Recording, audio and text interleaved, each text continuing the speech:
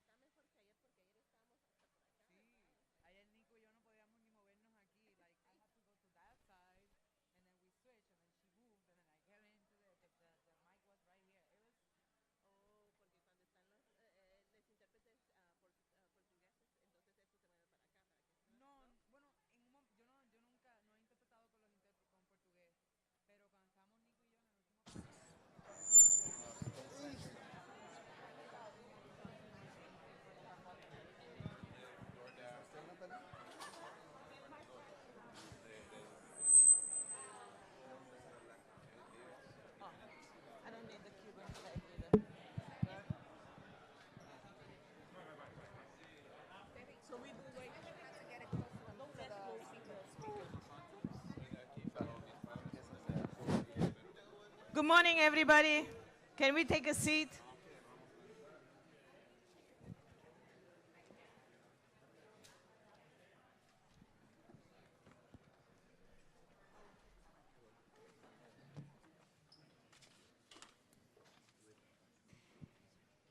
Oh, it's quiet.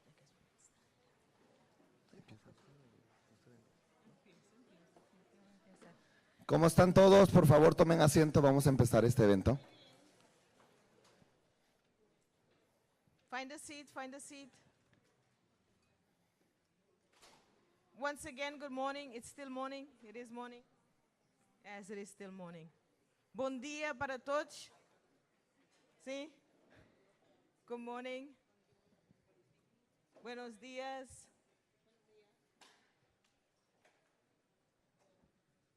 So, welcome to Los Angeles Trade Tech College. I am Natalina Montero. I know somebody was saying Natalina. I don't know Natalina. Professor Montero. A lot of people know me by that name. Trade Tech is one of the 9 colleges of the Los Angeles Community College District. We are the largest community college in the United States and possibly in the world. We educate more minorities than the Cal State system and the UC system combined. Yes. We are literally the people's college. That's what we are. Our doors is open. Yeah. We have an open door policy, even though the state legislative is trying to curtail us from offering courses to students that are way behind because somehow they had a life and things happen. You know how it is, right? When you're at school, life happens. So they're trying to legislate our curriculum. They have 2 bills in the assembly that we've been fighting them. Not just me, but a lot of people. And I can tell you guys, I teach political science, so I'm very political. I'm very opinionated. and I am the political director for the Los Angeles College Faculty Guild, our AFT, American Federation of Labor 1521. Yes. And I have my colleagues on the back, right? I have one of the trustees that we got elected. She's all for the people. Stand up, please. Woo!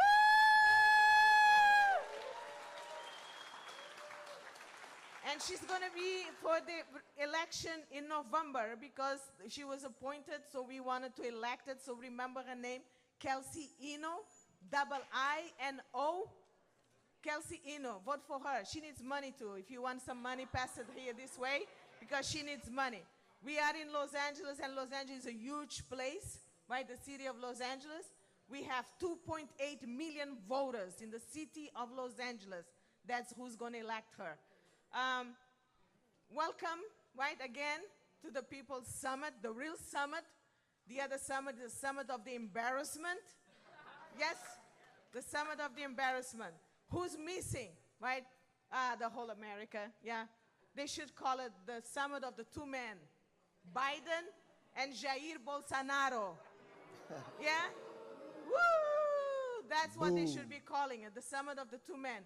And the only reason, I don't know if you guys know this, but the only reason that Bolsonaro is here, because he sent somebody to come and talk to Biden because he wanted a private meeting. If he didn't give him a private meeting, he wasn't even coming to the summit. You see? Interesting, huh? Yeah. ¿Dónde está Cuba? Viva Cuba! Woo! Venezuela! Yeah, México! El Salvador! ¿Y qué más? ¿Qué más? Bolivia! Bolivia! Honduras! ¿Sí? ¿Ya? No están acá, ¿sí? Pero Summit de las Américas. Ja, ja, ja, ja. ¿Ya? Claro. Yo voy a dejar a David. David trabaja conmigo, ¿sí? Trabaja con los estudiantes. He works with the students. We have a student organization at our union, labor. We have a student organization that campaign for their own rights to education.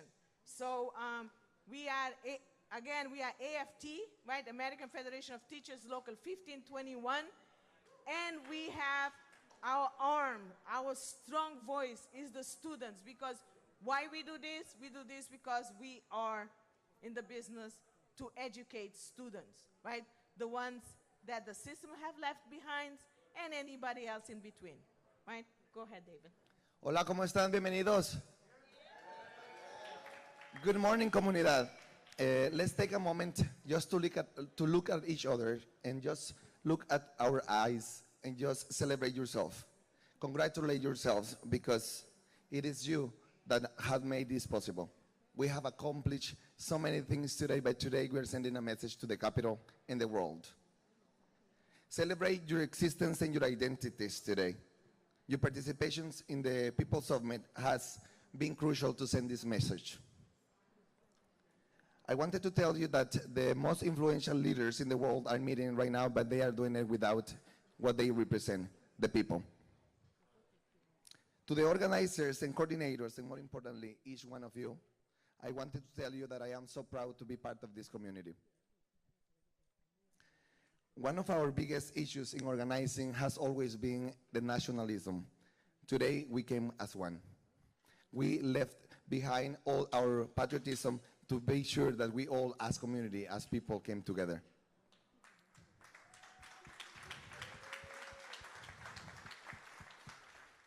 We are taught to be patriots, pero hoy unidos we did more. Not nationalism, but empathy. Not nationalism, but justice. Not nationalism, but peace. Not nationalism, but love. The People's Summit is important to me because I left my country when I was 18 years old. I was born in El Salvador, but I was raised in Guatemala. I left at the age of 18. My life was at risk in many aspects. I wanted to continue higher education and I couldn't do it there. I was bullied, targeted, and marginalized there. Here, I was able to go to the education level with the help of the community. I was able to finish adult education in Evans Community School in Chinatown. I was able to graduate from Los Angeles City College, where now I coordinate students to promote and to pursue higher education, to fight for the right of students like us, like all of us here, because representation is the most important thing that we need to focus on. Not about shaking the hands of leaders that don't care about their people. We are actually here telling those leaders that we are the ones that make America, not them. I understand that I have accomplished so many things here in the United States, but I couldn't do it alone. I just do it because I had support systems like this community right here. I couldn't do this alone. I do this work, and I work with the students because I want them to know, and I want them to see what unity looks like. Today, many of my students were here organizing and volunteering because I wanted to showcase them what democracy should look like.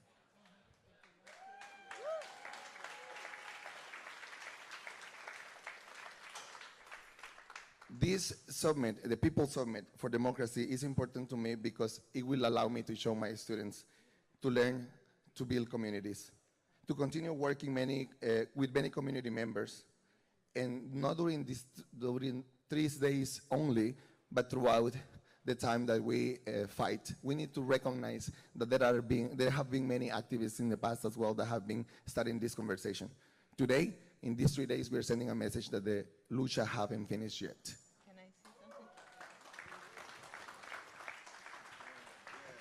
So this is what we want you guys to do after you leave here, right, today.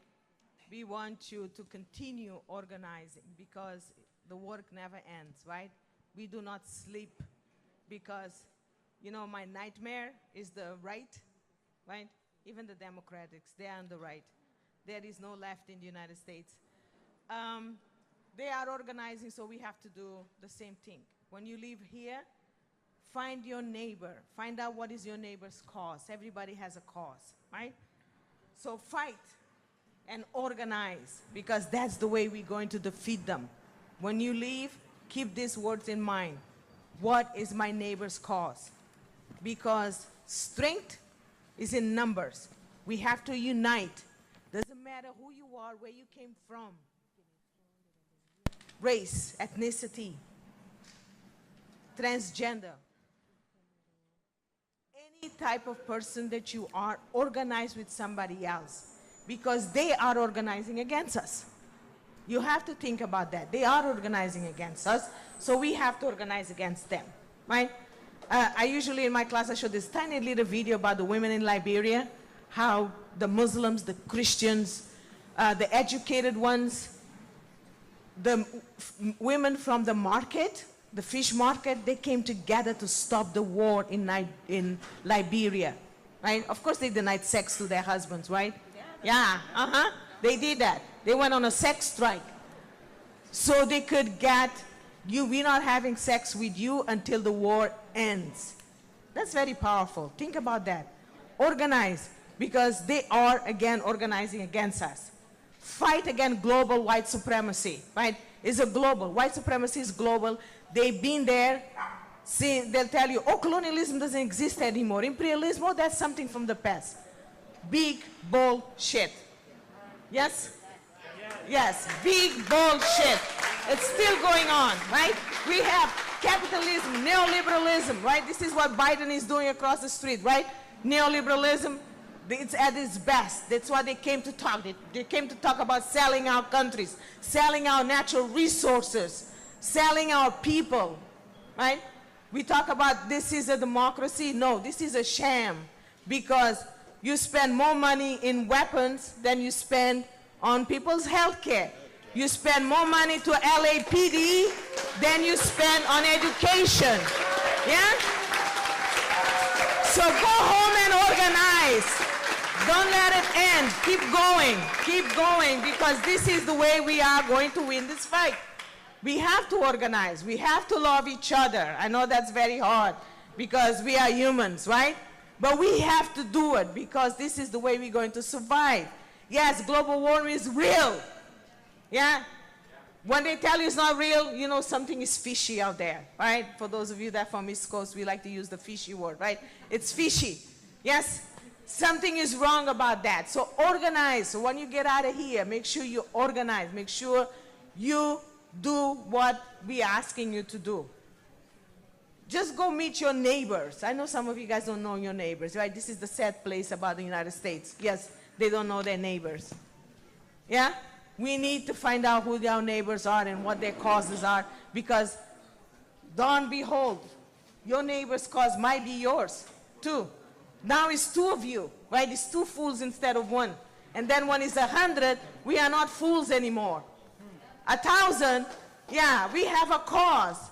We need to build a movement. So when you get out, go do that. And I'm going to encourage you guys to do that. Please don't go away. I know you guys came to see Dr. Colonel West, probably. Yes? Yes. And I need you guys to stay for the march. We need to send a message. Yeah?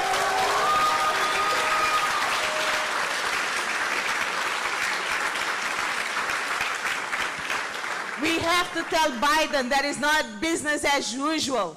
America is tired of being United States puppet. Ya basta. Enough is enough. We need to send him a message that yes, Biden, Cuban is welcome here. Venezuela is welcome here. Honduras, Nicaragua is welcome here. This is not your country, but it's ours. We taking possession of it in that march and come to the march, and then at the end, we have a concert. Make sure you come for the concert. I was dancing the night before. Yesterday I couldn't move because I haven't danced in so long, yeah? Yes. So come and shake all that old, if you old like me, yes, shake it, right? So come back and have a ball. And again, I'm gonna turn it down to David to introduce some of our guests. Thank you.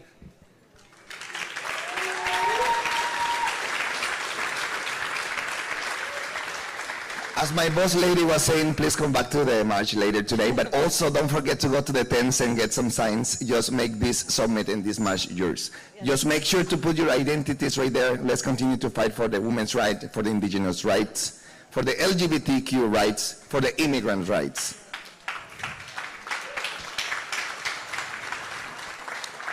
Como dijo Natalina, hasta el final de esta temporada no vamos a descansar para continuar en la lucha. So, seguiremos en lo mismo de luchar y de honorar a los que ya se han ido y que empezaron estas conversaciones. Vamos a empezar para también presentar a Adela Paneso Aspilla. Es la fundadora y presidenta del Centro Familiar Afro-Sarteño, cuya misión es capacitar a la sociedad azurense en la valoración de su herencia afrodescendiente. Es coordinadora del capítulo de solidaridad con Cuba en la región de Azuero y renunció a participar en la Cumbre de las Américas para participar en la nuestra. She's here with us. She left the America Summit to join the People Summit today. Also, Natalina is going to present Gabriel Chilton. Okay, David Shipman, right, filmmaker and brother of Julian Assange. And Julian Assange's father.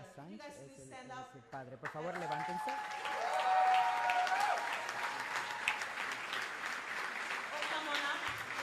O vengan acá.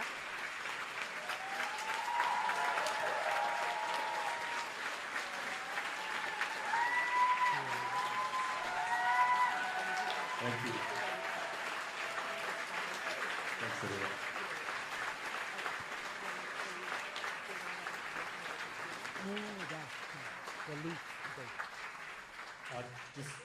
Thank you everyone for, thank you to all the organizers for having us A todos los organizadores here por today. tenernos aquí.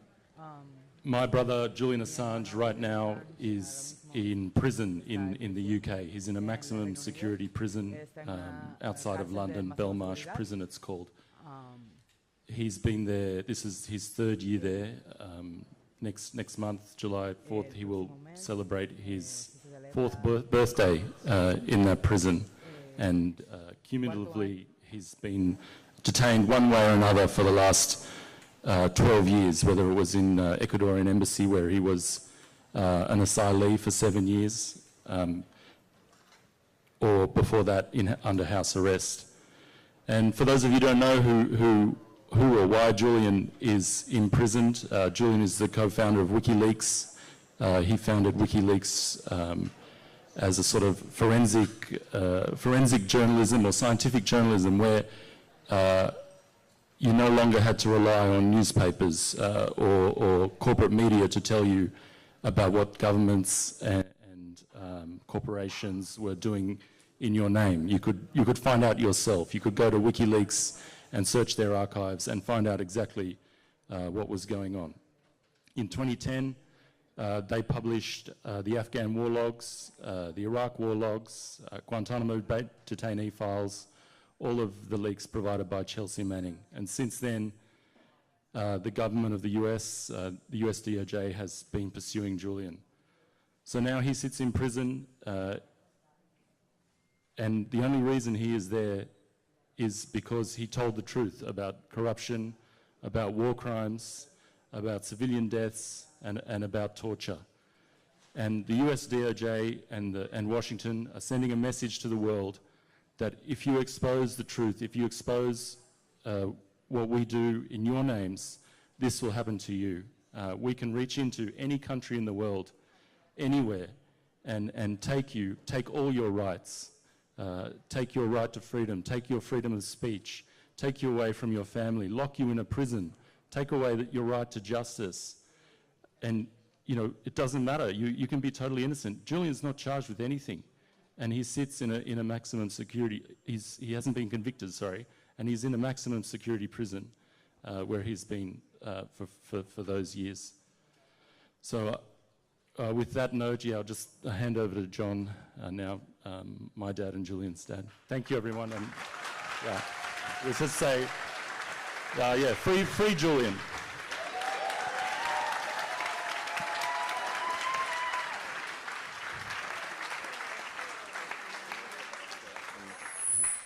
Gee, there's a lot of energy and friendship and love here. God, it's marvelous. No, say a special hello to Cornell and his wife. We, the four of us, sat on the shared a platform in the Washington Press Club last year. It was a great event. Just want to tell a quick little story and illuminate knowledge as a public good. Really important. Knowledge as a public good, like fresh water, fresh air, or health. Knowledge as a public good. So it goes like this, that in 2008 when President Obama was President of the United States, the occupation of Iraq by the United States, let's say Washington, I prefer that, because there's a lot of good people in the United States. Occupied by Washington, a group of soldiers broke into a house just outside Baghdad and murdered all of the occupants, the mum and the dad, and the boys and girls and the babies and uncles, aunties, the grandfather, everybody. And contemplating this heinous crime, they called in an airstrike and obliterated every trace of that little family from the earth forevermore. This was reported in a cable, one of the cables, 250,000 cables, one of the cables that Chelsea Manning and Julian Assange published on WikiLeaks. It was read, that cable was written by the United States ambassador and sent to the Department of Justice on a thing called SIPRNet.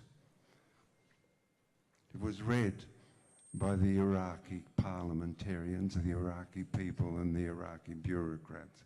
That cable was read.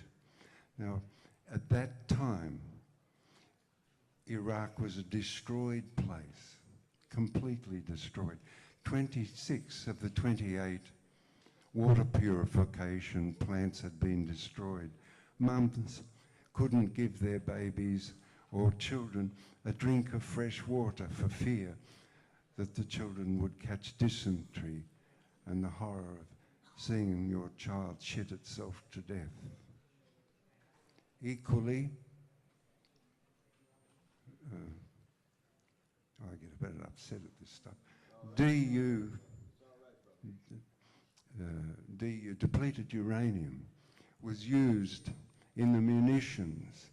And when your depleted uranium strikes, it blows up into little particles and blows in the desert wind and gets into the food chain and causes mums to give birth to monsters, 2 heads, no arms.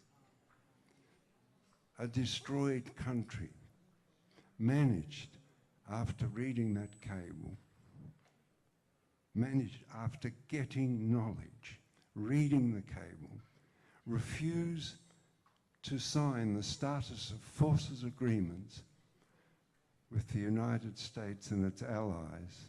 And as a consequence of that, those troops were removed from the Iraq and peace began. That is, knowledge that came to us people, ordinary people like us here today, brought peace and an end to a war. So that is the great value of knowledge. And the other thing which strikes us that live outside the United States is that that is enshrined in your Constitution. That understanding is there in the First Amendment, which we all praise and understand is one of the great civil gifts to the world. Thank you very much.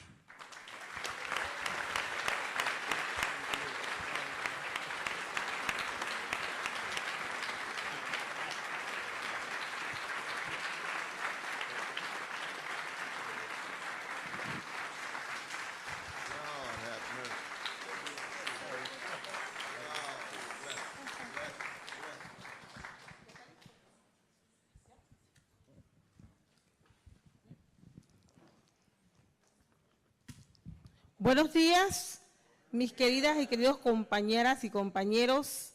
Es para mí un honor y una inmensa alegría estar aquí en esta cumbre de los pueblos y haber sido capaz de dejar la cumbre de las Américas.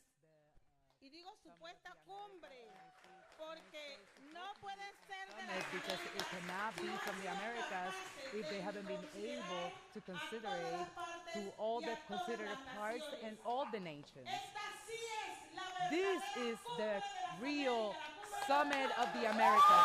The summit of para plantear los problemas y las soluciones que tenemos nuestros pueblos, que cada día más se sumen en la miseria y en la pobreza, porque simplemente unos cuantos se adueñan de nuestras riquezas y no permiten que nuestros pueblos sigan adelante, que nuestros pueblos se desarrollen y que en nuestros pueblos haya la educación, had the la education, salud, the health, the dignity en nuestro hermano that pueblo is cubano. in a Cuban, that lives within our Cuban Ya country. no pueden seguir The sumados people en la that miseria. cannot be in, Ya no se they aguanta cannot más be in tanta misery anymore. pobreza. We cannot Y ya es withstand the poverty, intolerable and it's intolerable mantener a Cuba to keep en el Cuba cruel e inhumano in the bloqueo with que this asfixia inhumane a embargo este hermano that is pueblo. asphyxiating our sibling nation and peoples. Años a gobernantes que llegan al poder para enriquecer. Get politicians that they are enriching themselves and not solving the problems of our people. Our peoples are living, they want ignorance, in poverty, in the lack of a quality education, without healthcare, without housing, without work. That's not democracy. That's why in the tunnel about this democracy, when it wasn't clear the concept, I dare to ask, what was for those panelists? What was democracy for them? And that simple question, in my opinion, that they had to, or that all the considered parts and all the nations in the so-called Summit of the Americas was enough motive for the anti-revolutionaries revolutionary came against me and created a defamation campaign against myself.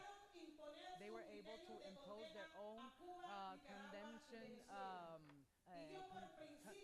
where they condemned Venezuela in Cuba, and I had to Renuncié resign. I a couldn't stay leer there. lo I que yo no estoy de resigned. acuerdo. Y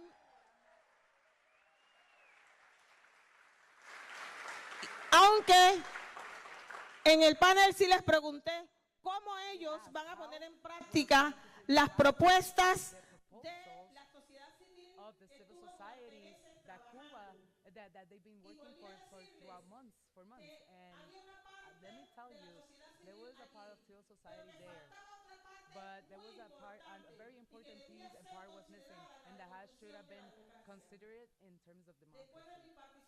After my participation as a speaker of Mesoamerica, I left the Summit of the Americas. I left and I came here because I fear that I'm with my people here. I'm happy here. There's human warmth here. There's solidarity here. There's there's friendship here. That's why I'm excited to be here. And what I am the most excited to see so many young people, so many revolutionary young people that are committed, because that means that really there's hope. There's hope for a better world. We can live at peace because we know that the young are going to stand up the flag and keep on walking and keep moving forward. Thank you very much.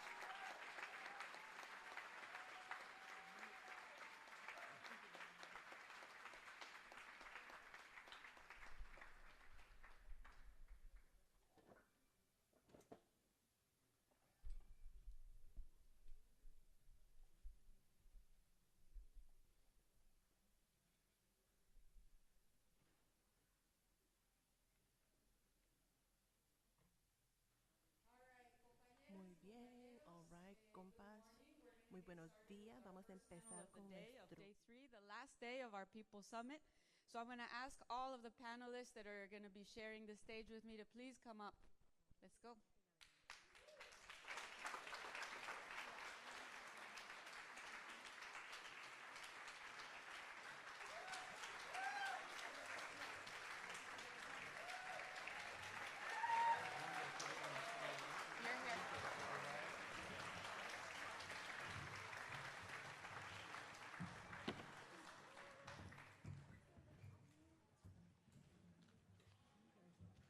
No, no, no, este no eres tú. Al último.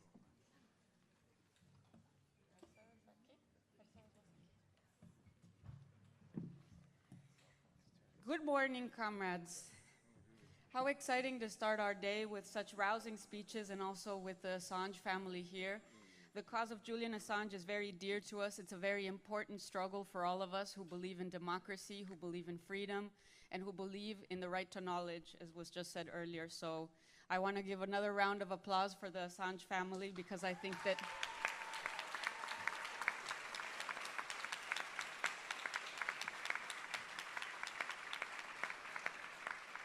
I'm very excited to be in this panel. My name is Stephanie Weatherby Brito. I am part of the International People's Assembly, which is a network of movements and organizations around the world fighting to confront imperialism, capitalism, patriarchy, and racism in all of its many forms. We are one of the endorsing organizations of this People Summit. And I wanted to open with just a couple words before introducing our speakers about two main things I wanted to say.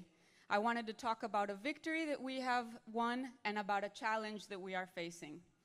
The victory that we have won is that we are in day 3 of a powerful statement, a moment that we have made history. The People's Summit is going to be read about by our children, by our grandchildren, and by many generations to come as a crucial moment in the history of the United States and of Latin America and the world, where the people of Los Angeles received delegates from all over the world in this country to say the United States government does not represent us, and its imperialist agenda is not our agenda. This is a powerful moment in the history of the struggle of the peoples and the struggle against imperialism for us to say that the policies and the agenda of Joe Biden and Blinken and Kamala Harris are the policies of the ruling class of the United States, and that they do not represent the struggles and the needs of the people of the United States. And I think that that's a huge victory that we can't forget. Already we have made history in 2 days, but the most important moment of this summit is going to be our mobilization at the end of today, because as we know, change is made in the streets. We need to mobilize, we need to get out.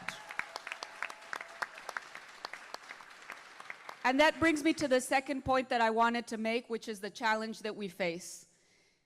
To become a political force for change and to build a left that is able to confront these structures of power that are historical and that are endemic to our society, we have to organize. We have to organize. We need more people together with us. We need more people in the streets.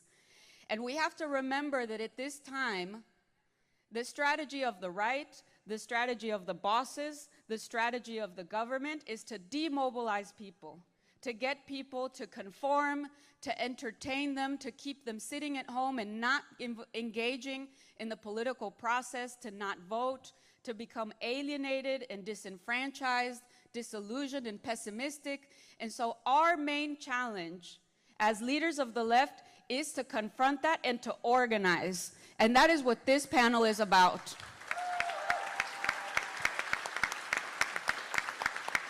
We've talked a lot about neoliberalism over the past 2 days. We've talked about all of the things that neoliberalism has taken away from us. But I think that what we have to remember is that one of the main strategies of neoliberalism has been to attack worker organizing. Because the name of this panel should be, workers run the world when they are organized. And neoliberalism knows this.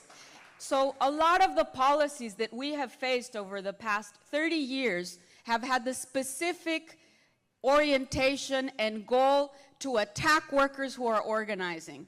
Everybody who is on this panel with me knows that workers left to their own devices without intervention, coercion, and harassment will struggle, will fight, will organize, and will confront the boss. And so many of the policies that have been applied have been directly targeted at attacking workers who organize. Things like automation. Automation is not just about saving money. In many cases, those totems that you can place an order with, they're not cheaper than workers, but they're cheaper than workers in that you have a guarantee that they will never go on strike. And so these are the kinds of things that we have to confront. There is going to be no change in this country and in this world without workers organized into a powerful movement within their cities, in their country, and around the world.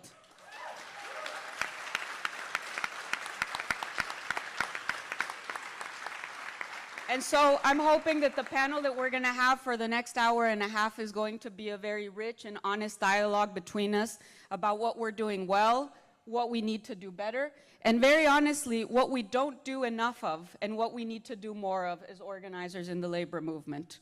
Because one thing that we always have to remember is we have to maintain optimistic and hopeful, but I always remember this, the right wing is also organizing. They do grassroots organizing very well. They do it through the churches, and it's not true that the only way that Trump came to power was through fake news.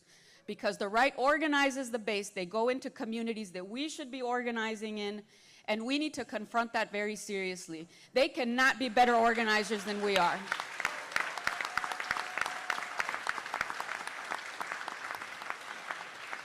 And so with that, this panel has speakers that are experts and very experienced at being out in the trenches organizing workers here in Los Angeles and around the world, and that have been leaders and defenders of the cause of workers organizing. And so without further ado, I wanted to start our panel introducing Felipe. Felipe is an organizer of precisely the kind of workers that are said to be unorganizable, which is fast food workers and gig workers. So Felipe is here from the Fight for 15 and a union. He is also part of the Mobile Workers Alliance, which organizes gig workers, which we have been told are impossible to organize, and that's not true, as we're going to hear. He's part of the coordinating committee of the Poor People's Campaign and a board member of SEIU International Latino Caucus. Welcome, Felipe. Round of applause.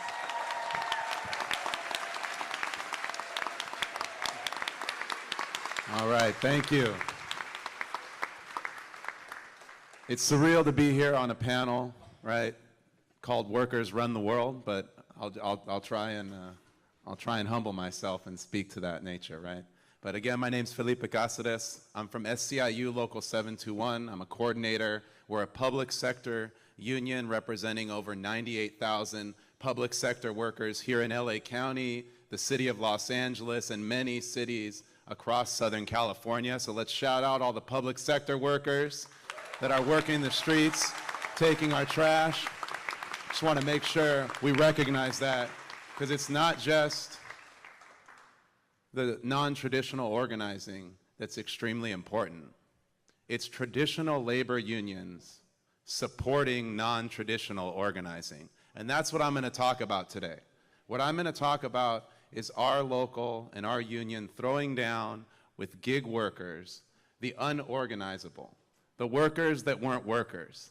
Just like when they approached us and we talked about organizing fast food workers, and they said $15 an hour for burger flippers in 2015. And now, across the country, people are paid $15 an hour. Now we're talking about $25 an hour here in LA County. Right. So just like that vision was had for fast food workers, our local and other locals across the country and around the world have joined together in our Mobile Workers Alliance and our Alianza Unidos World Action. Over 13 countries are organizing gig workers into unions and demanding a very simple demand.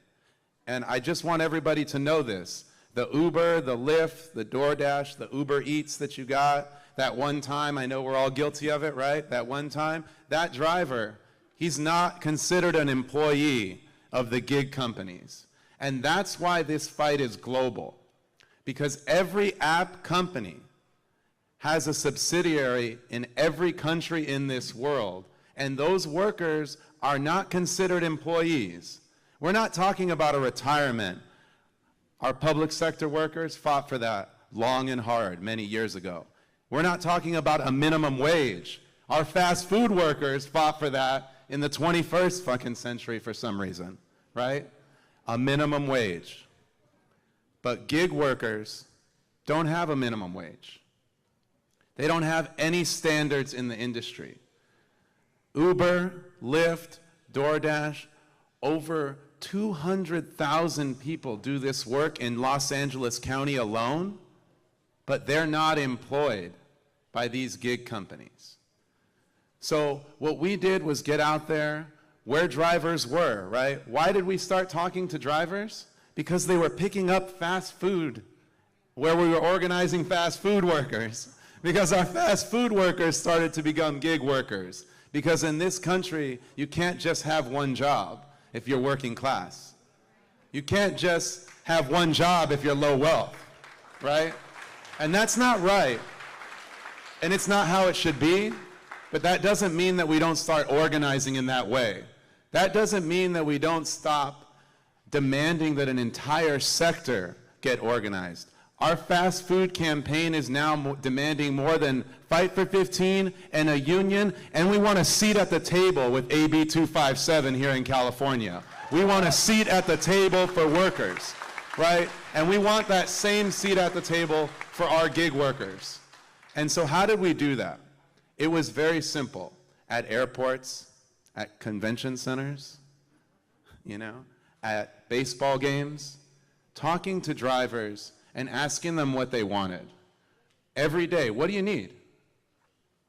What do you have to have when you're driving? And shockingly, amazingly, what did they answer? Oh, bathrooms.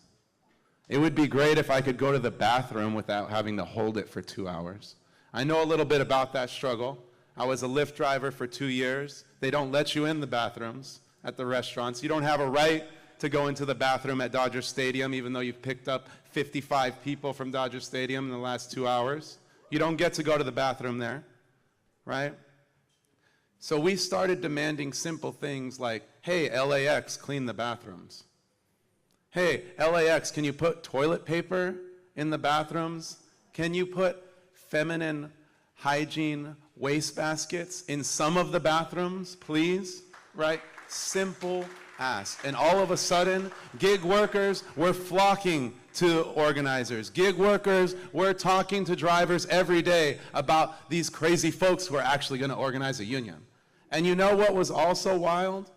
That we found out, and that every organizer learns when you talk to the undocumented in this country, whether they be from Mexico, Venezuela, Peru, the Philippines, anywhere.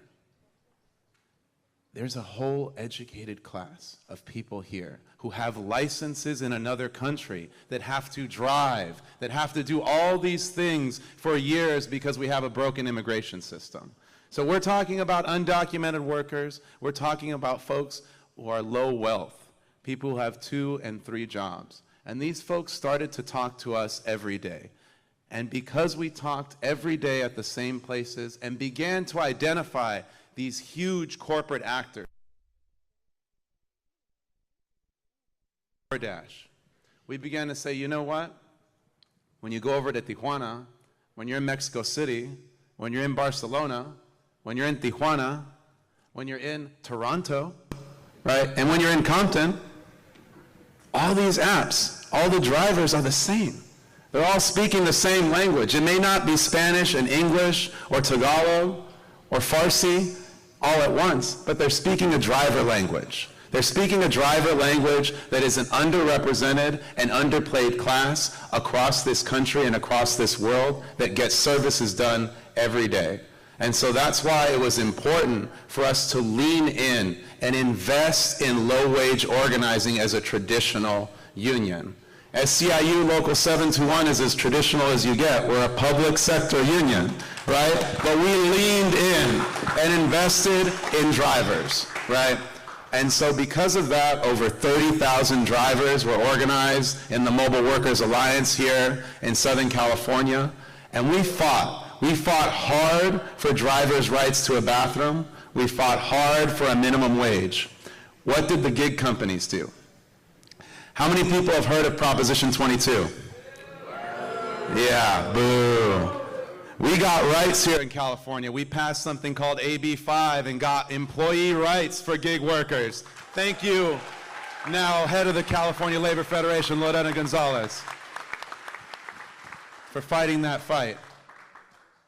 But the gig companies, they just reached into their wallet, they pulled out their $250 million, and they put it on the table, and they passed a proposition here in California taking all that back. We fought for years to fight for a minimum wage, to fight for these rights. And they passed a proposition that said, no, you're not employees. As a matter of fact, we're going to take more of those rights. You're not going to be able to pass a minimum wage in any municipalities. So as a result, we continue to organize, and we reached out to other countries who were doing this same kind of work. In Barcelona, the gig companies were spending millions of dollars on a similar ordinance. In Bogota, they were doing the same thing. In Mexico City.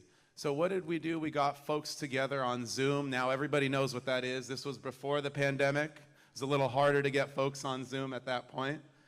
And we got everybody on Zoom and got them to agree to one thing. We're all workers, right? We're all workers. We may not have all the interpreters on here so everybody can't understand themselves, but everybody agrees we're all workers, and we all work for Uber and Lyft and DoorDash and Glovo and all these companies. And by doing that and by bringing many people together, we were able to create a space where 13 countries could share and organize and push the standards of employees. So we're going to hear from a lot of folks on their experience about organizing workers, but I'm here to express and just let folks know here locally, we've been able to organize the so-called unorganizable, and we have to continue to reach out to workers every day who aren't considered workers. Because if you work for a living, or if you're a mother at home taking care of a child, you're a worker, paid or unpaid. Thank you.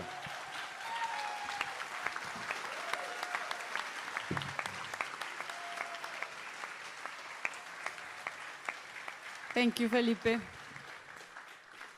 It's very special for me to be able to make the next introduction because I think that as many other people in the room, I am from a generation that was politicized and that became left under the direct or indirect influence of the ideas, reflections, writings, and commitment and activism of the man that I'm about to introduce. Dr. Cornel West is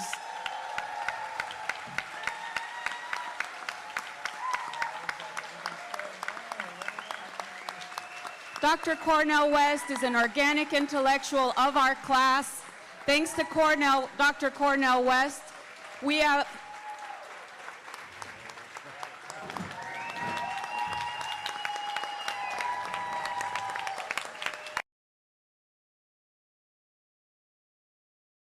Sorry for that. I kind of like.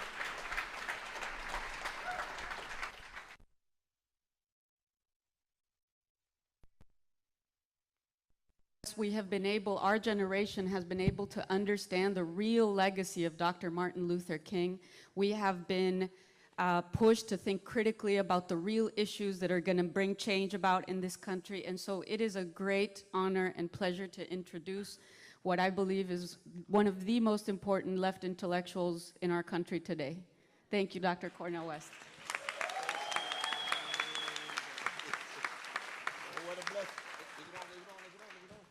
Can you hear me all right? Oh, here we go. I just use this one. Oh, can you hear me now? Ah, there it is, there it is, there it is. Here we are. Los Angeles Technical Trade College. Indeed, indeed, my dear sister, I want to thank you so much for those kind and generous remarks. I tell you, I'm just get full of fire sitting here on this stage with these forces for goods and looking in your eyes and knowing that you are on fire for struggle, not just for justice, but for the precious and priceless ones that Frantz Fanon called wretched of the earth, who run the world but do not yet rule the world. And we here to rule by means of empowerment based on vision and analysis, but most importantly, based on courage. Now, I want to apologize because, my God, I hate to have to leave. I got another event, but my spirit is here even when I'm not here.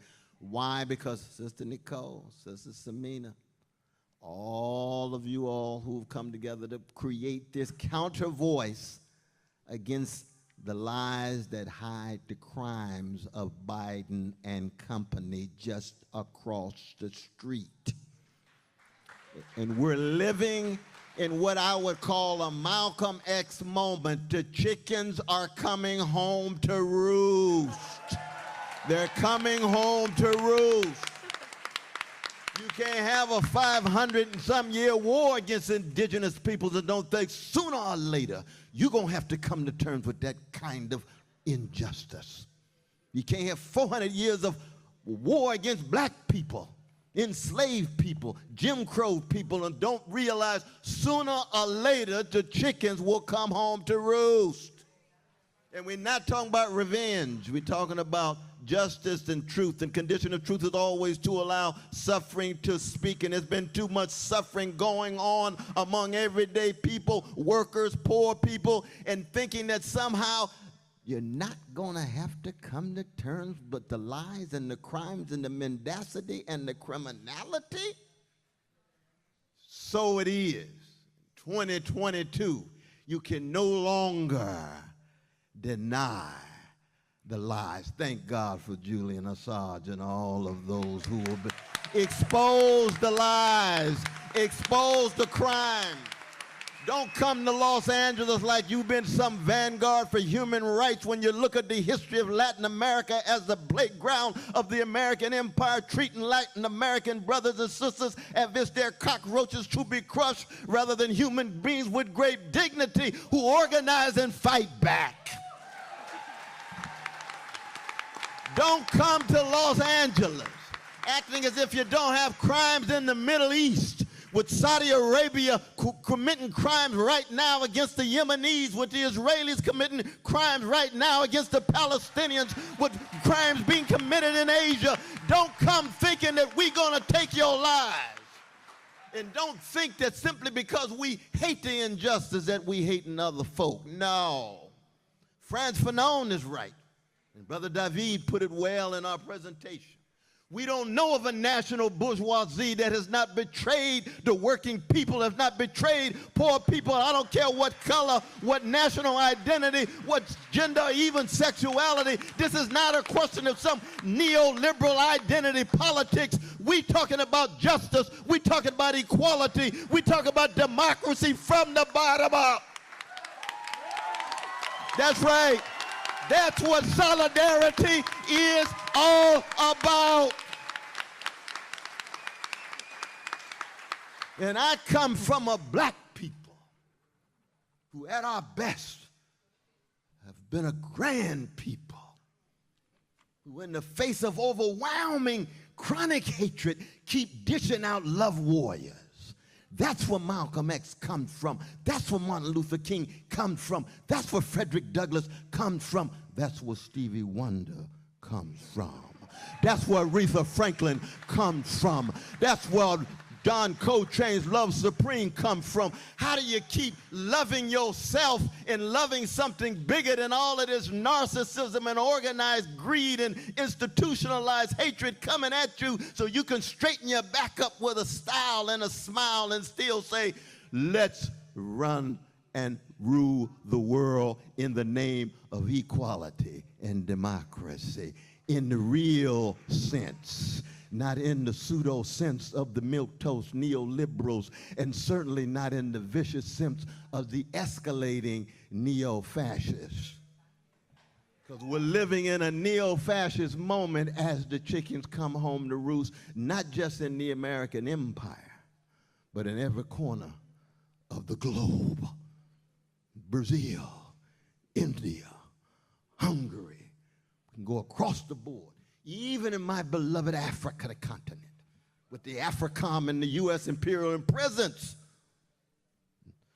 trying to lose track of poor people, working people in the name of African bourgeoisies. This is not a question of skin pigmentation. I have solidarity with my brothers and sisters because they are human beings who in their bodies come from various genders and skin pigmentations, but they choose to be freedom fighters and love warriors and wounded healers and joy spreaders. That's why we stand in solidarity. So let us continue to keep the memory of the best of those who came before. And as Martin Luther King used to say, recognize that the bombs that drop in various corners of the globe also drop in reservations and the hoods and the ghettos. That there's a globalism and an internationalism that's grounded in our localism, but in the end, just like at the end of the march that I wish I could be a part of, we're gonna have a party. Because ordinary people, everyday people, always go out with a party, with swinging, with dancing, with laughing. Why? Because whatever catastrophe it is, it will never have the last word. The people will have the last word in whatever form it takes. Salute you all. Stay strong in what you're doing.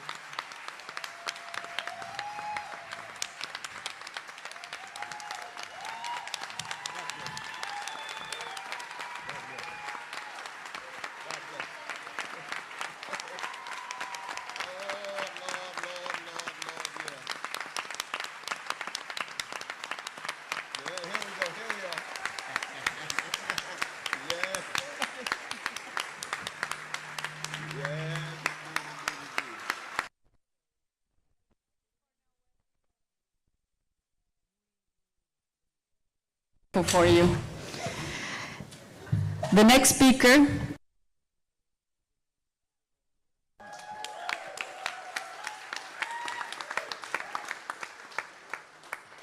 our compañera Mercedes is from the Mennonite Commission for Social Action, and she does the incredibly important work of receiving migrants who have been abused by the system in this country, who have been abused by the system in their country, who have emigrated due to the dire need for survival that we all chase, and who have been abused on their path to the United States, only to be abused again within the United States, and who come back to Honduras to the welcoming arms of Mercedes. Muchas gracias. Le voy a poner este aquí. Muchas gracias, buenos días. Honrada de estar este día compartiendo. Sharing in this panel or in the Summit of the Peoples, like everybody said and repeated, this is La the cumbre de real ese pueblo summit, que ha the sufrido summit of the por años peoples that have suffered for el years, intervencionismo the militar de los intervention, the Estados military Unidos en los intervention of the países United como el States nuestro, in en esos countries like países mine, in those en vías de countries desarrollo, en los and países developing worlds, in the tercermundistas, como in the nos third llaman. world countries like they call Esa us. población que That ahora está population that is en now Estados Unidos, in the United allá en States, España, over there in buscando Spain, oportunidades de searching trabajo for porque no working se les opportunities because en territorios they como los were nuestros, able que to no get son it pobres, que in somos countries pobres like us that are impoverished countries, not poor. To be able to, so just so you understand the context, I'm not gonna talk about studies, I'm not gonna talk about statistics. I just have a small video so you can understand what is going on. But before that, to showing this video, I want to ask our siblings, Central American siblings, to please stand up. Those who are in the salon, in this room right now.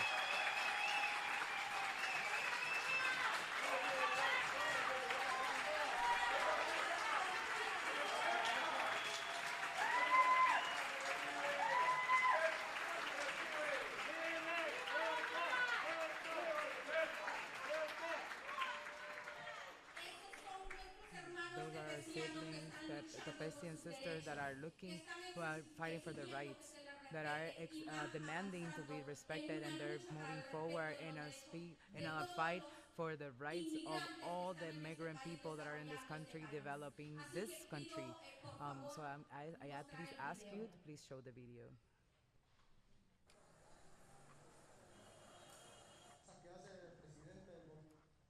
Con las políticas migratorias bajo el gobierno de Joe Biden, miles de With the immigration policies, thousands of Hondurans left the country in search of a better conditions for work. The commission of the Mennonite group, with funds from ARCP, created monitoring systems of the caravan up to the United States.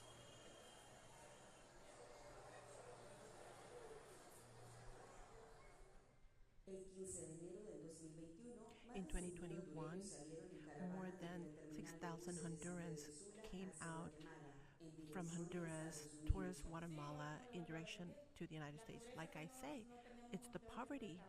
We don't have somewhere where we can make money. There's nothing there.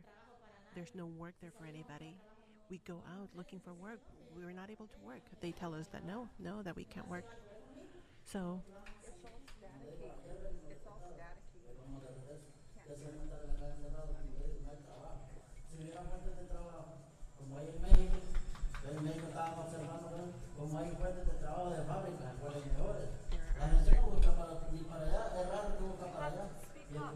Speak. No, no se escucha. No se escucha. they don't know why. They don't know why. They're not able to have their wife. But like I tell you, it's a necessity that forces us. There are more than 157 kilometers that they have to walk, and they are exposed to great risks in order to cross Copan at the border. It's really messed up. There's a lot of us walking. Yes, testing 1, 2, 3. The migrant caravan continues on its journey.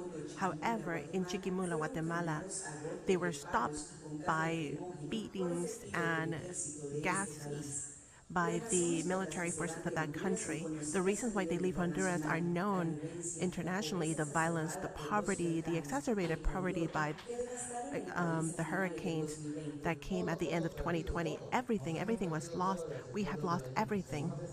We come from Santa Barbara, from San Marcos, Santa Barbara. The corruption. Okay, well, I'm sorry that we're cutting the video short. I know that it's very long. I'm going to leave it here so that we can share it in the different social media spaces and other spaces where we can learn more about the reason why our populations have to flee. Unfortunately, we are the product of a neoliberal model that creates exclusion, extreme poverty, malnutrition, unemployment, and therefore the constant caravans of migrants as well as the forced displacement. Unfortunately, we have a model that is an extracting model that dissipates the original peoples and who have to sell themselves to the person who's going to give them more money. This is the product of these policies. We have seen murders, for example, as our activist Berta Cáceres, who currently, we have her daughter here right now, and she continues on her fight, and I would like her to stand up, please. We share that fight with you, and we also share that blood with you, the blood of of defenders of the rights of the people who haven't been able to demand their rights because they're being murdered, because they're being kept from getting ahead in a country where, unfortunately, now we have a military base that controls all of Latin America, so that at a certain point they're not able to develop some sort of an action that could defend those people. We are at a time in which the subject, the subject that has been discussed today, the workers, runs the world. Those workers that are here in this country are the workers that support our countries. It's thanks to them, it's thanks to those people, our families are able to have access to education, our families have access to health care. But what does that mean for one person to come to this country? And a lot of our colleagues here can share this with you. Family separation, it represents breaking that connection that I think that we know that those of us from Latin America are very interdependent emotionally, and the pain is deeply felt. Unfortunately, at this moment, we are also receiving thousands of countrymen that are being deported. And exactly yesterday, Biden, during his speech at the Summit of the Americas, has said that it is unacceptable that irregular migration is unacceptable, and the policies are going to be worse under that focus that they're managing. So what's happening with our brothers and sisters that are being deported?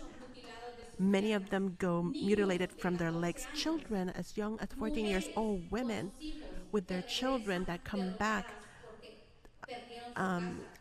because they've lost their homes, and now they're being displaced because whoever let them borrow money so that they could pay the coyote are being charged 3 times what they were owed. So now they're being kicked out of their homes. But it's so painful to see a brother that maybe lost his legs and says, there's no point in me living. I don't want to live anymore.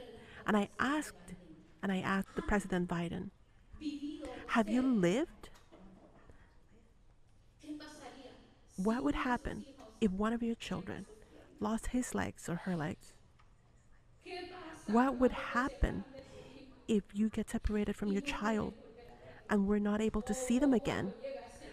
Or when that child comes at a quote unquote a care center and they're being reunified with their mothers, but the child no longer knows their mother because they are close to the person that had been taking care of them. That is the trauma that we're seeing every day in Honduras, in Guatemala, in El Salvador. And unfortunately, we're also seeing it. Those young people that lost their dreams of developing themselves, those youth that are victims of that model that breaks those bonds of love, that removed the right to build a home, that broke the right to have a father, a mother. Yesterday, one of our colleagues was saying, if we don't get the TPS, my children are worried because they think that I'm going to be arriving. And how are we going to live? I understand that pain because I see it every day in Honduras at our airports, because there are 3 centers where every day 300, 400 people are being sent back desperate. But those same people, but I think that we are at a good point in this space so that we can demand those rights, so that we can ask for a better functioning in the working environment. The fight should be for the rights of the workers across all borders. We do believe in a workers' right at a transnational level. Only if we unite together is that we're going to be able to demand our rights. So this is why we're here. We're saying only the people can save the world, that only the people can save the people.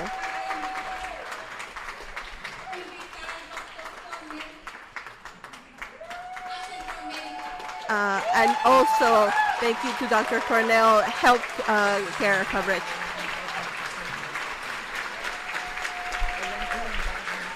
And I also want to invite Dr. Cornell to Central America.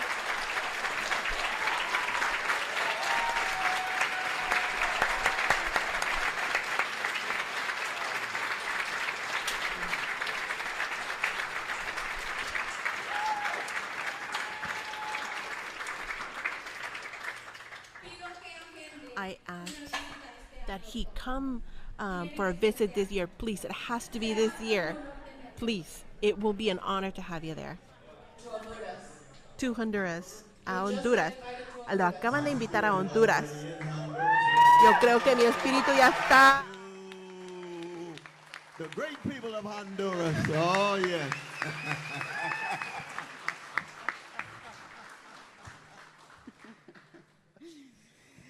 Gracias, Mercedes. Muchísimas gracias por tus palabras y por todo el trabajo que estás haciendo en Honduras y todo lo que nos has traído el día de hoy. Oops, I'm supposed to be speaking English. The person I'm about to introduce is an old compañero, an old comrade, an old friend. Yeah, we're old. Hugo and I were trained in that scrappy union and organizing school for workers and leaders of the labor movement that is Local 11, the Hotel and Restaurant Workers Union of Los Angeles. Let's hear it for the stadium workers, the room attendants, the bartenders, the servers, the stand workers that keep this city going every single day.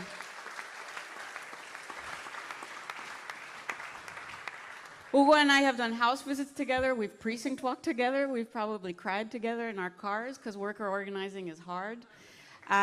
Before being an organizer with the Hotel Workers Union, Hugo was a hotel worker himself.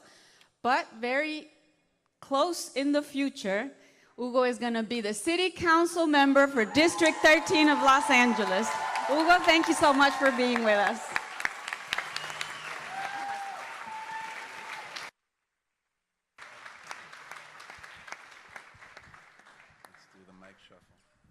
Yeah, thank you, Stephanie. It's nice to see you. It's been a few years. Where's my time check? Because I don't want to go over who's doing right here. Thank you so much. So as Stephanie mentioned, I've been at Unite Here Local 11 for 16 years now. I've traveled the country. I've been in Florida, which is a right to work state, Arizona, Colorado. And, I sort of think about where we are right now in the labor movement, because we see Chris Smalls is now a celebrity. I think about I did that when I was 23. I didn't become a celebrity, but that's okay. That's okay. But I do want to talk a little bit about where the labor movement is right now, and I think because of my experience, I can speak to it as from a national perspective.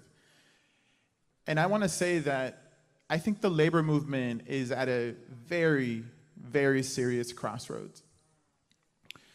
It is no longer enough to have a union contract to live and survive in this country.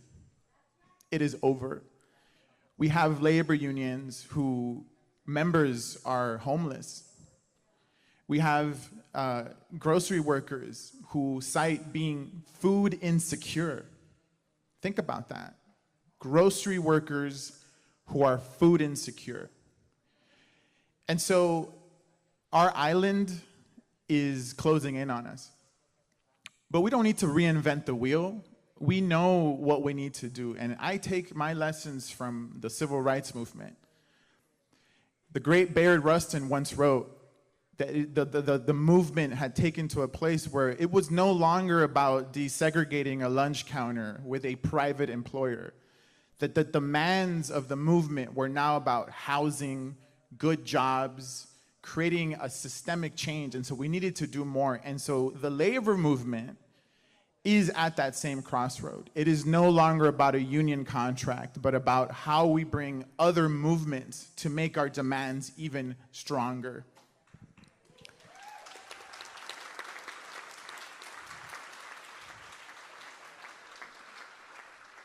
And I want to talk about housing, homelessness, police brutality, and climate change, which are all issues that are happening right now that people are fighting, that the labor movement needs to bring into their fight.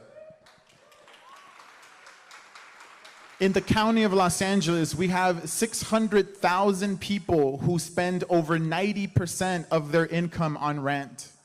We have 75% of workers who are rent burdened. That should not exist in this country. Homelessness. Every day, people become homeless, and we know that this is disproportionately has hit the black community, even though there's only 8% of the city population. They represent over 30% of the unhoused. And over 60% of the people who become homeless for the first time cite the rise of housing costs for their number one factor. Number 2 and 3 is mental health and addiction services, and for women is fleeing domestic violence. Thank you. The other issue is about the gangs that exist in the sheriff department. And so this issue is not a rare issue. The sheriff deputies murdered Andres Guardado, which is the son of one of our members from Unite Here Local 11. And Cristobal Guardado, his dad, in fact, was someone I used to work with when I was a hotel worker. And so that brought Unite Here Local 11 into the fight.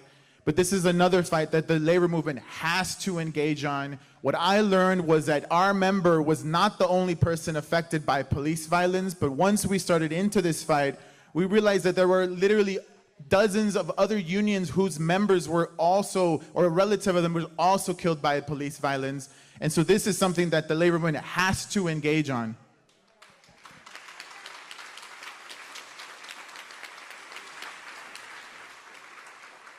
And of course, we saw just the terrible video done right now. When I saw that image, what I saw was the connection of the climate crisis and how it's affecting immigration, how it's affecting, and we know that's going to happen here in the city of Los Angeles. And there's a lot that the labor movement can do to make sure we mitigate the effects of it. Because what always ends up happening is the people who are the most vulnerable in our society, women, immigrants, trans, those are the folks, the effects of climate change are going to be exponential to those groups already marginalized. And so that's another place that the labor movement can do it, but not only be engaged in this, but make sure as we change the economy away from fossil fuels into something that's more sustainable, that those jobs are union jobs. And through this fight, we can create the largest growth in union density that our country has ever seen.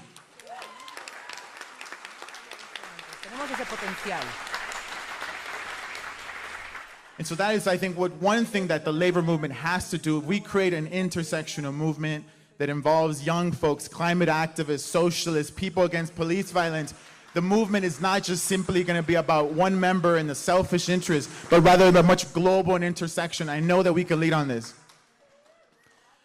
And so that's one of my main sort of thrusts that I want to talk about. The second one that I want to talk about is a little bit that Felipe talked about, and that's what the concept is of what is a worker, right? And I think the paradigm of that's been broken in the gig workers and the fast food workers is an excellent one, because these folks, right, and you know the narratives, oh, this is something you do in high school. This is something that's just a temporary job. This is something that you do just for the moment. That is a narrative that has been put on our minds by the economic system that we live in to say you are deserving of a living wage and you are not deserving of a living wage. You are skilled labor. You are not skilled labor. This has existed since the beginning of the NLRA, where agricultural workers, domestic workers, sex workers, subcontract workers were all excluded from the benefits of even joining a union, let alone to be able to have a living wage. And so the fights that SEIU are doing is something that will break the paradigm and will broaden the labor movement to make it more militant. And so I congratulate Felipe and SEIU for leading on that fight, because I think it is a righteous one.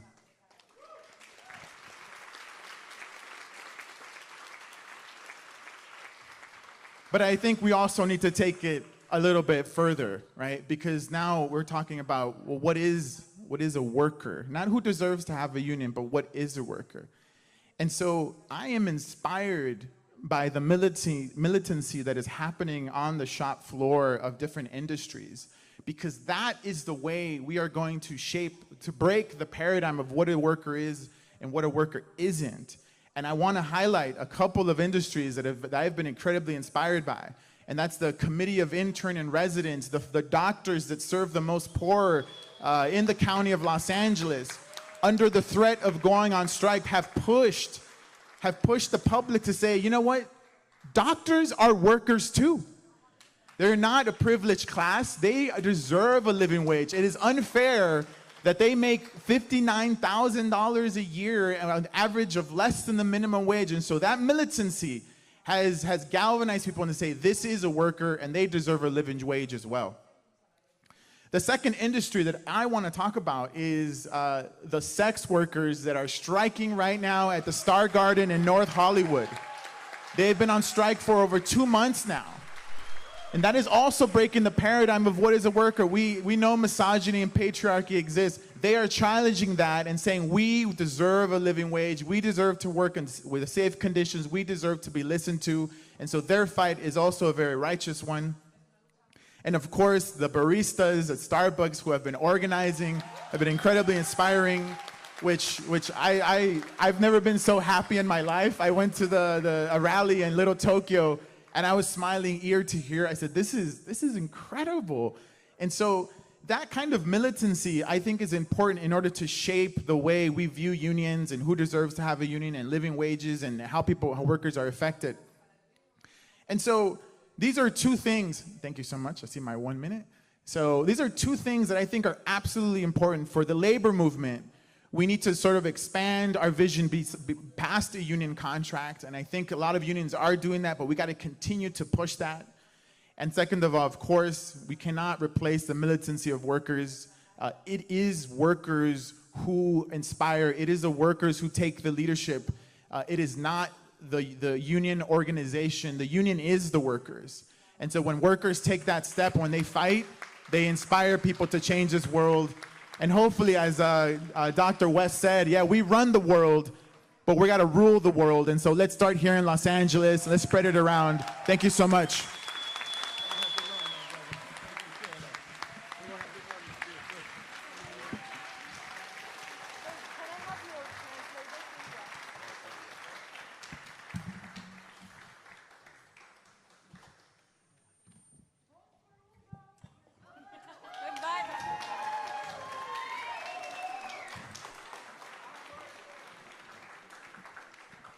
I think I speak for all of us when I say, Dr. Cornel West, you're always welcome in LA.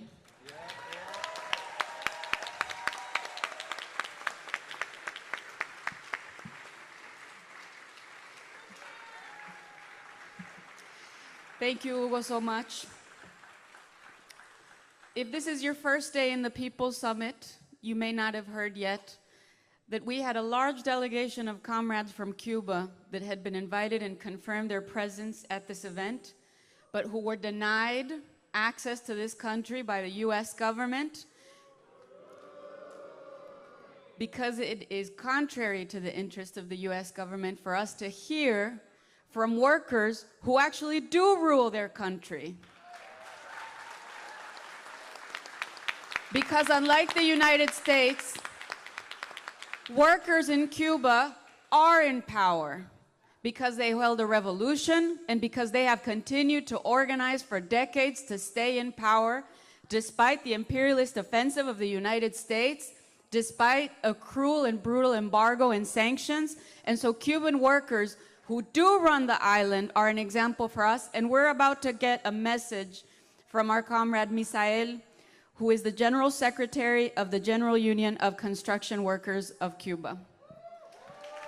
Misael Rodríguez Llames, Secretario General del Sindicato Nacional de Trabajadores. Union of Construction Workers in Cuba.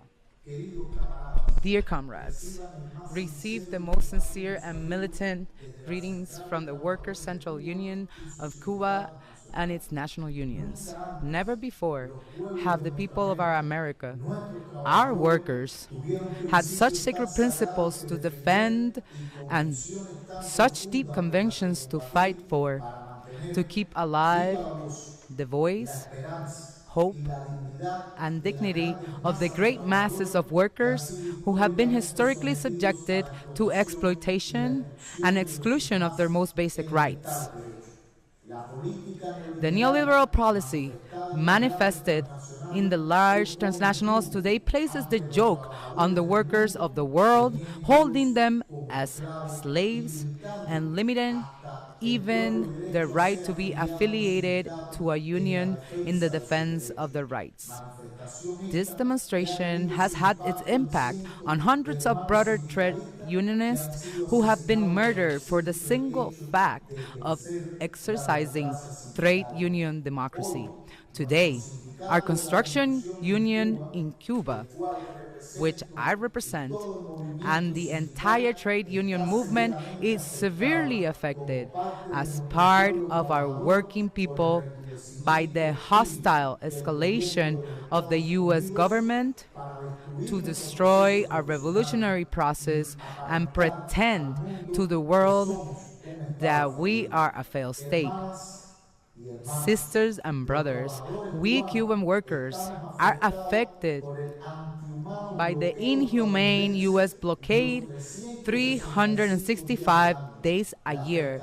This effect limits us to the access to higher productivity technology, which contributes to the acquisition of higher salary income, to not having raw material stability in our factory, to not being able to acquire important resources that have an impact on health, food, materials for housing construction, and innovation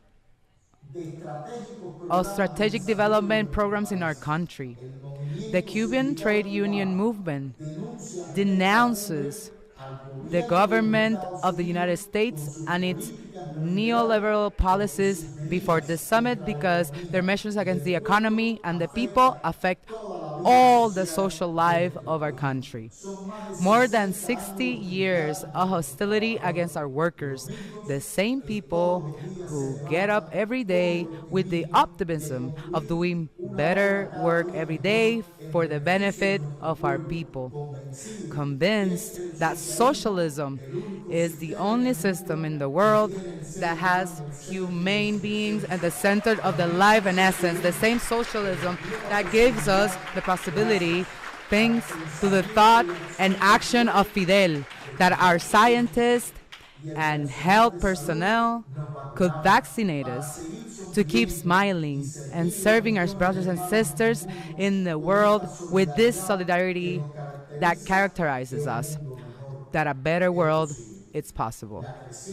The growing globalization of an economy that is experiencing the impacts of the crisis of capitalism, which has multiplied the challenges and dangers for this region, and ratifying the objective of building the great homeland, the one dreamed by our forefathers, requires, as never before, the will and firm determination to consolidate the advances in integration and political coordination, as well as to defend unity within diversity and differences.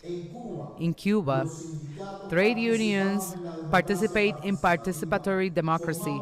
We are part of the transformations that we are developing for the conviction of a prosperous and sustainable socialism, having the revolution as the most sacred conquest that we have achieved. This invitation you can share with your employees wherever you wish so that they can see with their own eyes. With their own eyes, I repeat, the truth and most legitimate Cuban reality. The same that the U.S. government, with its policies, confuses the world so that our system disappears. But my working class in power will never allow it because we put our hearts into everything we do. We multiply in the face of limitations of the blockade. We are motivated to seek revolutionary and principal alternatives to develop and grow in times of crisis. Because we will always have, as it has been in these years of revolution, faith. And I repeat, our faith in victory. A revolutionary and militant greeting to all and to all, wishing you that your struggle becomes victory. ¡Cuba! ¡Viva Cuba! ¡Viva la Revolución Cubana!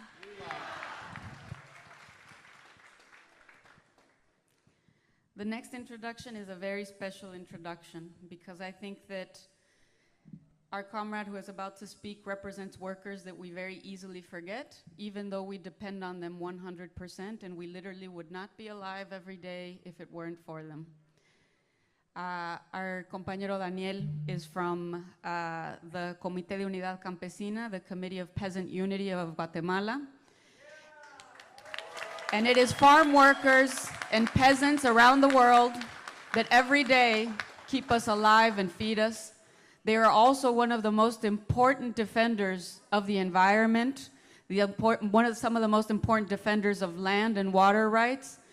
Daniel is a member of the Guatemalan Quiché community, and I am so honored and excited to introduce my compañero. Bienvenido, Daniel.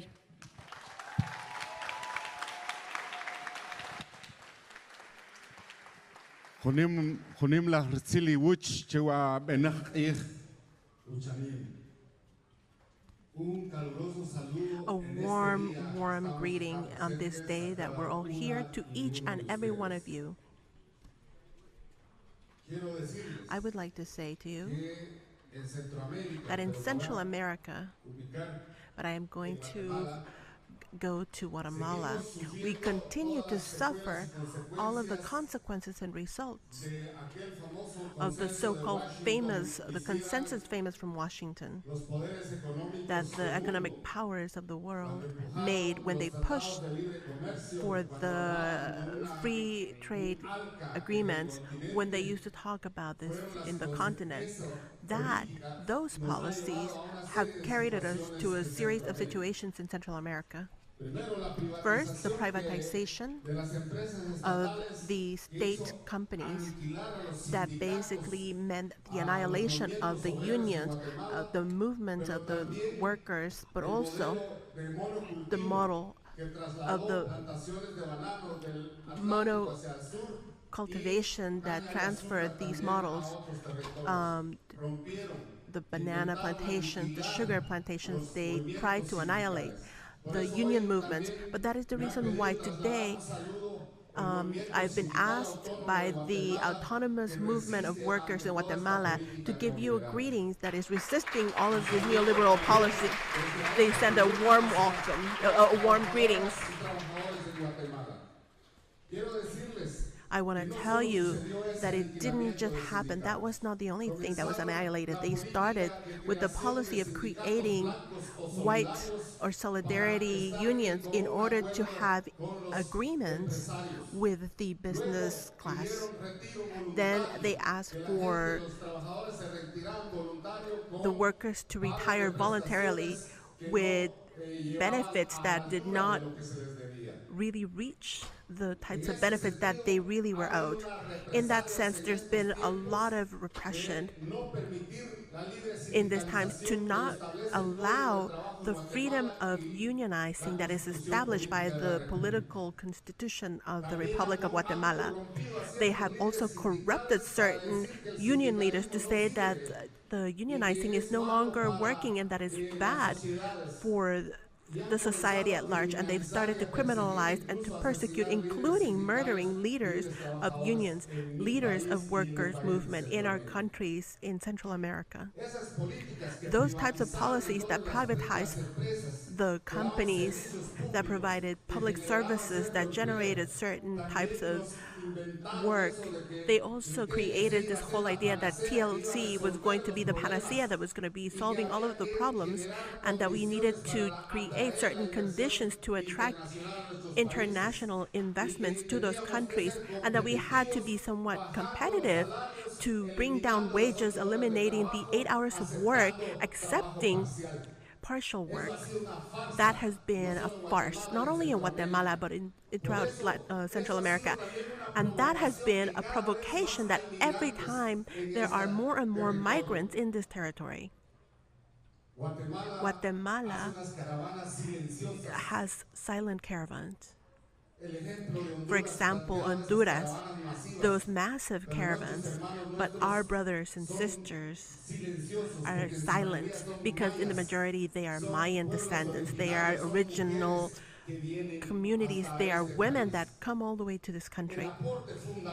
The fundamental contribution, and I think that's the reason why we get the idea of why workers should be the ones ruling. Why? Because there are 3 million possibly from Guatemala that have immigrated from Guatemala. They send about 14 to 15 billion quetzales every year, that is above the annual budget of the state, and that has become the second most fundamental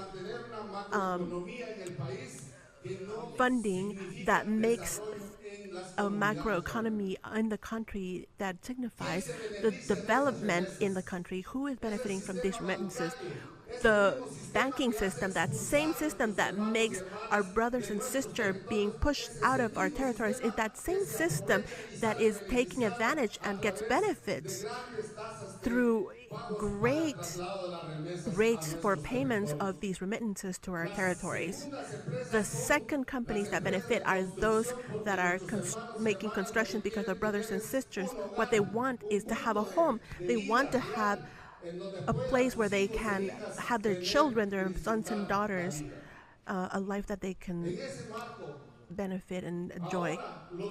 In that framework, they also see that as a financial source for the political parties, because now these candidates are coming to the United States to look for the votes of the migrants. It is ridiculous to come so that they can come to say that they're going to negotiate better stability conditions in the United States when they can't even in Guatemala. For example, we have proposed laws of agrarian reform, laws for ecology, and for an agrarian reform. And what they're always saying is this president that didn't come, he didn't come because he had he didn't come because he didn't have dignity. No, because he's a total inept, absurd leader that hasn't even generated developing conditions, but he's become involved in a pact of corrupt people that are now subjecting the people of Guatemala. And the reason why there are double resistances, not only in the territories against the neoliberal companies from Canada, from Italy that have the petrol, and a series of companies that have come and divided the territory in order to take out all the resources. That president that didn't come here is not even a dignity that he had. That's not the reason why he didn't come. He is a coward. Even the United States is removing their visas because they are corrupt. They are corrupt. And they're generating even more conditions so that there is more migration. And this is the reason why the same system, the imperialist system, the same economic policies that are taking place in our countries, for example, the IMF, it is those same policies that makes our brothers and sisters come out of those territories. It is those same policies. This is the reason why this summit, they're not going to come out here with their hands clean, because they are the ones that are creating the misery, poverty conditions in our countries that make our people come to this country. I have to denounce, very recently, there have been a series of policies that have been implemented of supposed economic donations to Central America because they are seeing that El Salvador is going towards a different vision of how they can create policy, whether we are in agreement or not with that.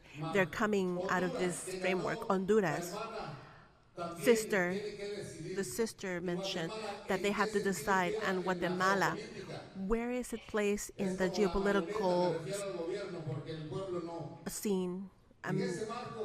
Within that framework, I want to finish by saying that today, as somebody said it yesterday, no revolution is going to be possible without migrants, without the workers, without the migrants. Because not only do they count with the resources, with the remittances, but we're also the political power. I have to say then that yes, we need more summits with the workers in the north and with those of us that are in Central America, in the south, so that we can understand each other better. And since I only have 1 more minute left, I would like to ask you, because our fight, there shouldn't be a silence, not even a moment of silence, that we all stand up for the mothers that continually make their marches from Central America all the way to this country in order to find their daughters and feed their daughters and their sons. Please give them a big round of applause for fighting so that they can find their children because they're lost. And also an applause when the government of the United States has not resolved the problems of the children that are being jailed at the borders. It is not possible for them to come and seek out here some sort of help and for them to have some sort of solution if they have children in jails. Thank you. Thank you so much.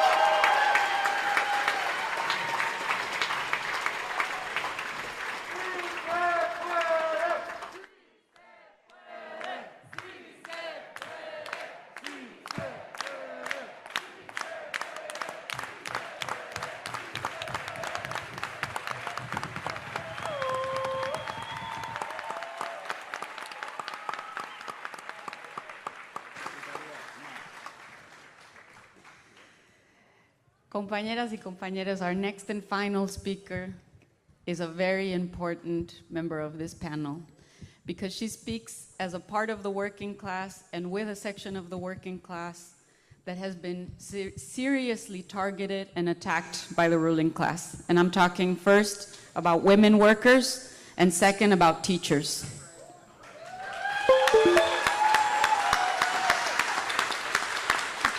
I don't know if you agree with me, Jolene, but I think the teachers have been some of the most targeted and attacked workers by our current government over the past 10 to 15 years. And we have to think very carefully about why that is. And it is because teachers, when they're organized, are a revolutionary force. Because they play a leadership in their communities, because they're role models, and because they are very radical. And so without further ado, I would like to introduce Jolene, who is an organizer for the United Teachers of Los Angeles. Let's hear it up for UTLA.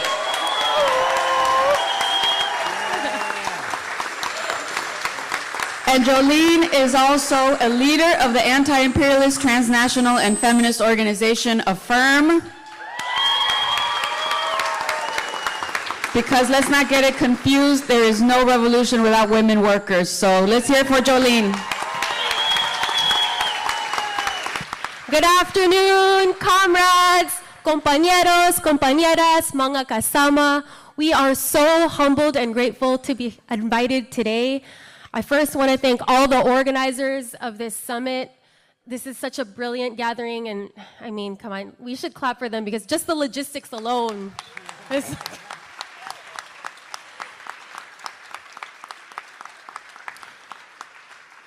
There's been so much wisdom shared today, so I'm just going to focus on one thing today.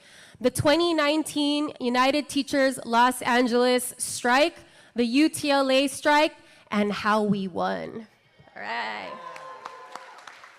And I brought pictures. In January 2019, all over the city that's 501 square miles, or about 1,299 kilometers big, a city bigger than the US states of Delaware and Rhode Island. United Teachers, Los Angeles educators in schools spread all across the city went on an open-ended 100% out strike. All workers were out, and this strike highlighted the potential of workers to shut down one of the biggest cities in North America.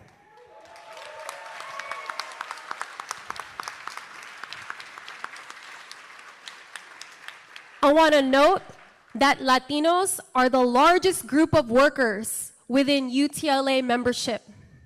I want to also note that women make up 80% of the 34,000 UTLA members. This was a transnational women workers uprising right here in the city of Los Angeles. At the heart of this struggle was also a struggle against neoliberalism and privatization. Here in the US, K through 12 public school education is one of the last remaining truly free and public systems in this country, and it is constantly under attack, whether that's through vouchers, charters, or just massive underfunding. And we in UTLA, this is really important, have always seen ourselves connected to the struggle against privatization and neoliberalism, and we particularly look to our comrades in Latin America, from the students of Chile and Mexico to the teachers of Brazil, for examples of how to beat it. We continually learn from all of you across the continents, your massive strikes, and frankly, the state and paramilitary violence that you all have to take the same exact action that we did. So we wanted to send a clenched fist salute to all of our comrades in Latin America.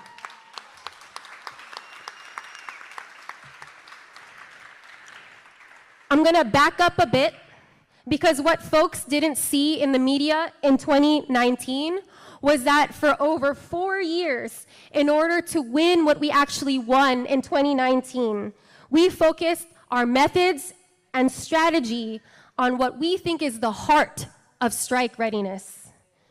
We engaged in 12 union-wide, what we call structure tests, across 913 schools, 34,000 members. And structure tests, this is important, structure tests are mini campaigns, testing how much of the overall worker base is engaged in union or collective worker action. And our goal from 2014 until 2019 was to engage over 80% or more of the worker base. And if we could engage 80% of 34,000 union members, we knew we would be strike ready. So we did things over and over and over again. For example, in 2016, UTLA leaders knew we needed money if we wanted to strike and win big. So what did they do? They turned around and they led a union dues increase campaign, 2016. 83% of UTLA members voted yes, but that wasn't good enough for us. Why? Because only 50.8% of UTLA members voted. 83% yes, but there's only 50.8% that voted. So we turned around and did another and another. And in April 2018, every UTLA member was asked to commit to escalating actions up to a strike vote. That's the petition that you see on the left side of your screen. This engaged about 68% of 34,000 members. So we had to keep going. We kept doing these tests over and over and over again, driving towards 80%. Structure tests are the heart of UTLA organizing. The engagement of every single worker versus only mobilizing activists or people that already agreed with us. This is where my love for the people that I learned in a firm and in the Philippines converged with trade unionism here in the US. Every one of the 34,000 UTLA educators was spoken to, one by one, because, hey, maybe none of us have perfect politics, but there is a belief in the potential to move every worker to engaging in a fight against a boss for a greater good, because we believe in the revolutionary potential of every worker, and especially in workers acting collectively. High participation was and is a must in UTLA's methods. From the daughter of dock workers in the harbor to the Central American immigrant educator in MacArthur Park, just nearby, the Chicana elementary school teacher on the east side, to the white educator in the West Valley, the suburbs. Every UTLA worker built this strike. And I want to raise up this strategy and these methods because the right wing and the mainstream media like to make workers seem like what we do is random, that it's a simply like moment or a spontaneous action, when actually worker organizing and movement building is strategic, it is scientific, and it is purposeful.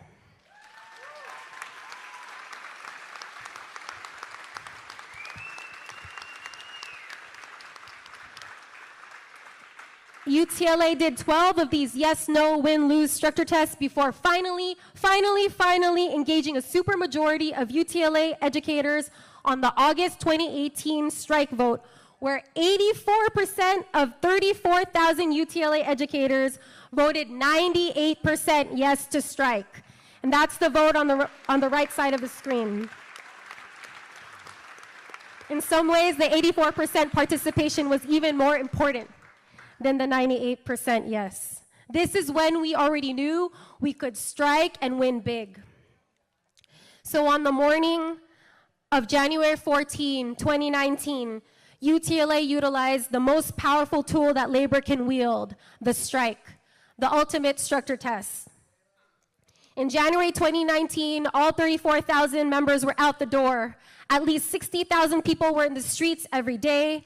All 913 work sites went out. There were picket lines at every school and large central rallies at the lunch hour. We struck, and after 6 days, we won on core issues. We protected our healthcare benefits. We won a pay raise. But what we see now with the global rise of fascism is that unions can and must wield our most powerful tool, the strike, to win even more. And that's what we did, sisters and brothers. We struck and won smaller class sizes, a nurse in every school, more counselors, more librarians. We struck and won a fund for undocumented immigrant students. We ended racist so-called random searches by school police. We won a moratorium on corporate charter schools. We won green spaces, parks for our families. We won gardens where children can grow food that they brought home. My son is in first grade, and every month he gardens right there in Northeast LA where I grew up. He brings home food, and I can't even imagine that as an LAUSD student myself.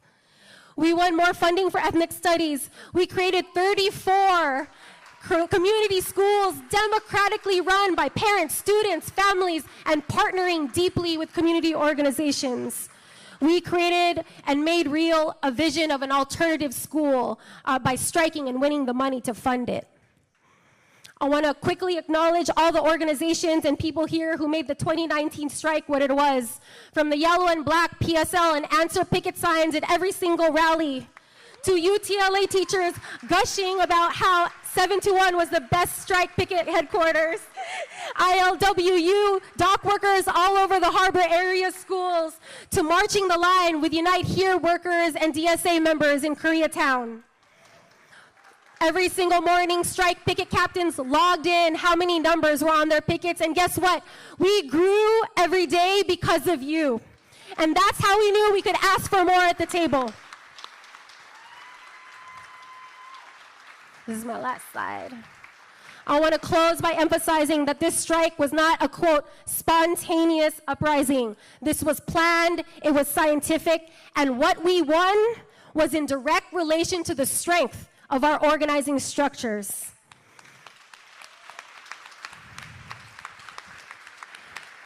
We are living at a very specific political moment right now. Organizing amidst a worldwide rise of fashion doesn't mean giving up hope. It means going back to our basics and doing what we know works and builds power, structure build, one-on-one organizing, picking good fights with bosses and beating them. At this point in our political moment, we only have two options.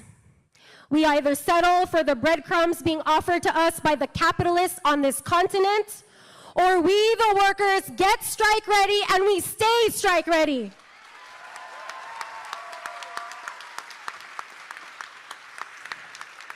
We in UTLA are not simply fighting for survival.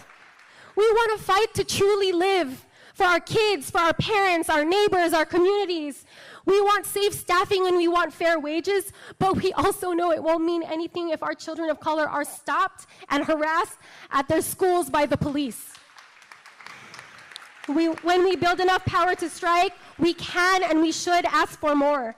And this strike power, along with Reclaim Our Schools, Los Angeles' coalition work, led to subsequent victories that we removed all school police from every single LAUSD campus.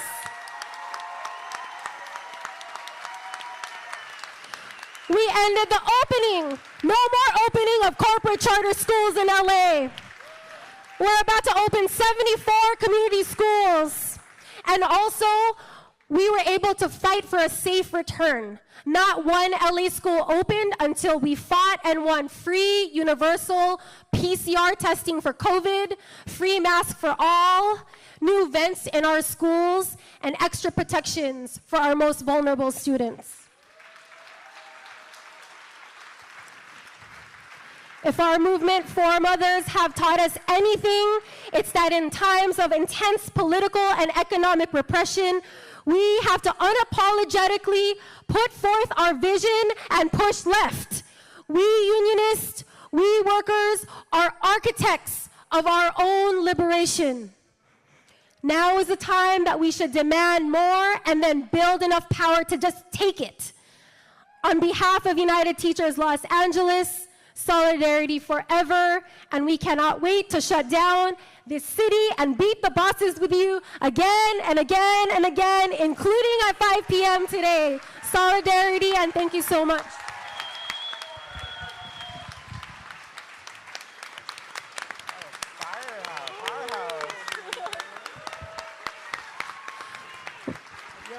La lucha seguirá, aquí, allá, la lucha seguirá. All right. Aquí, allá, la lucha seguirá. Aquí, allá, la lucha seguirá. Everybody who was on the panel together with us, folks, the chickens have come home to roost. I will see you in the streets at 5.